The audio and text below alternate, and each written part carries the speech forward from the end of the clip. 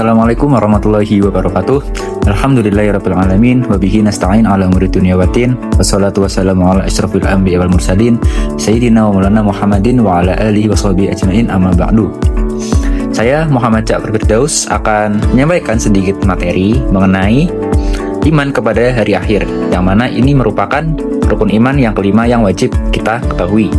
Namun sebelum itu, marilah kita tadarus terlebih dahulu dalam Quran Surat Al-Hajj ayat 7 yang berbunyi, A'udzubillahi minasyaitonirrajim, Bismillahirrahmanirrahim, wa anna sa'ata atiyatul la raiba fiha wa annallaha yab'atsu man fil qubur, yang artinya, dan sesungguhnya kiamat itu pasti datang, tidak ada keraguan padanya, dan sesungguhnya Allah akan membangkitkan semua orang di dalam kubur.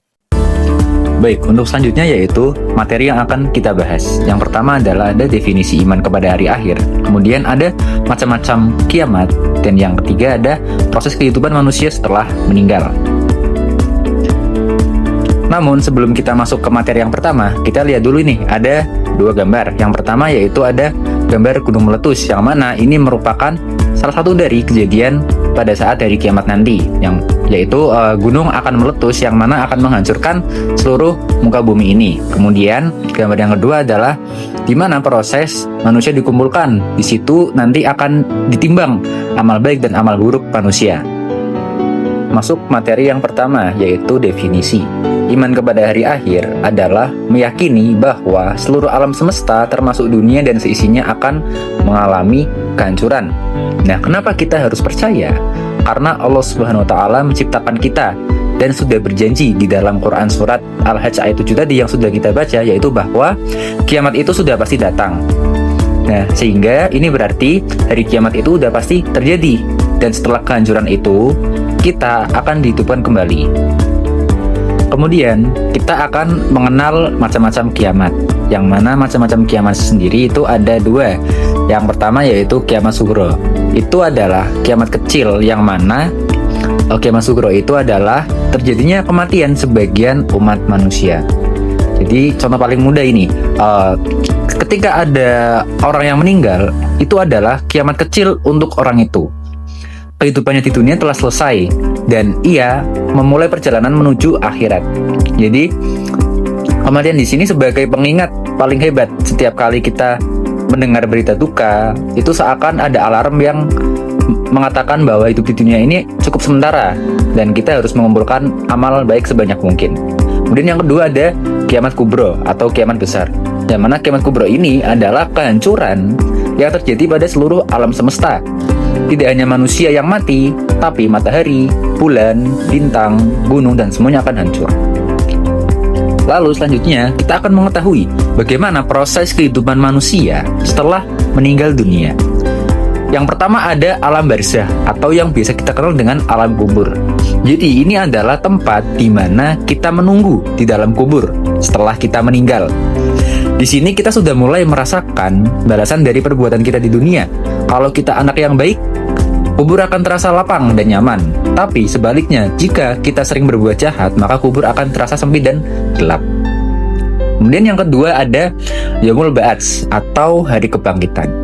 Nah, setelah kiamat terjadi dan seluruh dunia itu hancur, Allah akan meniup trompet sangkakala melalui malaikat Israfil untuk membangkitkan seluruh umat manusia. Nah, semua umat manusia dari zaman Nabi yang pertama, Nabi Adam, sampai yang terakhir, kaum Nabi Muhammad itu akan dihidupkan lagi dan keluar dari kubur. Lalu yang ketiga ada Yaumul Hashr atau hari berkumpul.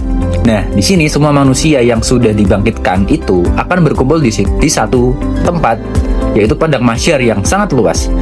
Di situ kita semua menunggu keputusan dari Allah Subhanahu wa taala.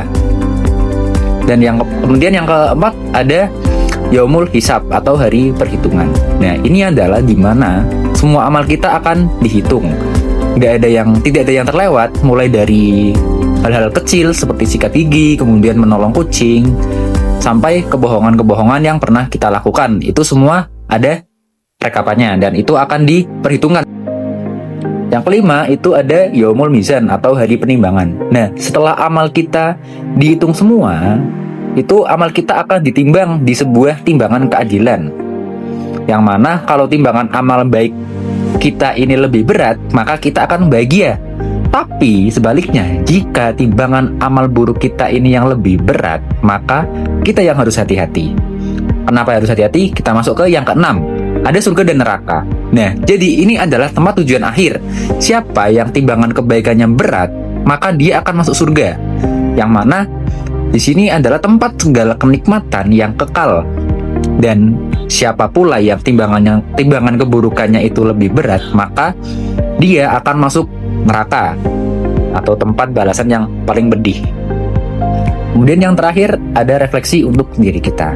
Setelah tadi kita memahami mengenai hari akhir dan apa saja yang terjadi setelah kiamat, itu kita perlu tahu bagaimana cara hidup yang benar. Yang pertama, ingatlah bahwa hidup ini itu hanya sementara. Akhiratlah tempat yang kekal atau abadi. Jadi, kita harus bekerja keras untuk mengejar akhirat itu. Kemudian yang kedua, yakinlah bahwa setiap kebaikan atau keburukan yang kita lakukan itu pasti akan dibalas. Makanya mulai sekarang kita harus rajin berbuat baik kepada siapapun itu. Dan yang terakhir adalah kematian itu merupakan kiamat kecil dan menjadi pengingat yang sangat kuat bagi kita semua untuk memperbaiki amal perbuatan kita yang sudah kita lakukan setiap harinya. Semoga dengan memahami pelajaran ini, kita semua dapat menjadi manusia-manusia yang soleh dan soleha dan bisa masuk ke dalam surganya Allah. Sekian yang bisa saya sampaikan. Wassalamualaikum warahmatullahi wabarakatuh.